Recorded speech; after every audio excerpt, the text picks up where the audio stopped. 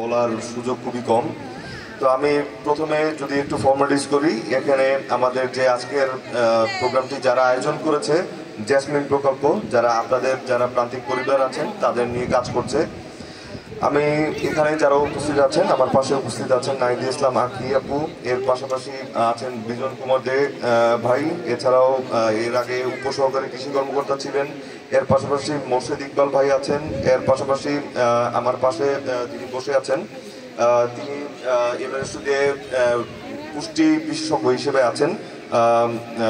আমরা সবাই এখানে যারা আছি তারা মোটামুটি আপনাদেরকে কিছু তথ্য দেওয়ার চেষ্টা করেছে যে আপনারা বাড়িতে কিভাবে পুষ্টিকর খাদ্য আসলে উৎপাদন করতে পারেন সেই বিষয়গুলি আসলে তারা বলার চেষ্টা করেছে। বিশেষ করে আমি আরিফ আপুর কথা বলবো, তিনি আপনাদের পুষ্টি গুণাগুণ কি আছে সেগুলো সম্পর্কে একটা ছোট ধারণা দেওয়ার চেষ্টা করেছেন। তো আমি যদি আপনাদেরকে তথ্য দিই, আমি একটু ভিন্নভাবে তথ্য দিব। আপনারা এতক্ষণ আসলে অন্যান্য বিভিন্ন ধরনের কথাবার্তা আসলে শুনেছেন। আমি আপনাদের কাছ থেকে 10 মিনিট সময় চেয়ে নিব, আপনারা একটু মনোযোগ দিয়ে আমার কথা শুনবেন।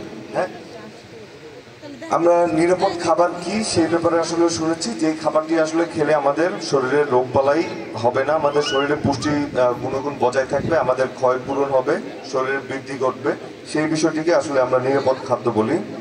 আর অনিরাপদ খাদ্য আসলে সেই খাবার যেটি খেলে আপনি অসুস্থ হবেন, সেটি যে কোনোভাবেই হোক, অর্থাৎ আপনার জ্ঞাত স্বরে হোক, অর্থাৎ আপনি জেনে একটা খাবার খেলেন অথবা না জেনে একটা খাবার খেলেন, সেই খাবার গ্রহণের ফলে যদি আপনি অসুস্থ হয়ে যান, সেই খাবারটি আপনার জন্য অনিরাপদ। তো আসলে খাবার কিভাবে আমাদের গৃহস্থলী পর্যায়ে অনিরাপদ হয় সেটির একটা ধারণা দেই। আপনারা যখনই খাবার রান্না করেন, আপনারা কি খাবার রান্নার পরপরই সবাই সেই খাবারটা ঢেকে রাখেন? সবাই ঢেকে রাখেন? সবাই আপনার বুকে হাত দিয়ে বলতে পারবেন যে এটাই সত্য কথা? এটাই সত্য? আপনি একজন হয়তো সত্য বলতে পারলেন, সবাই কিন্তু বলতে না, তাইলে অনেক জোরে শোনা যায় তো জি এটা আমরা করি, কিন্তু আসলে আমরা এই প্র্যাকটিসটা করি না।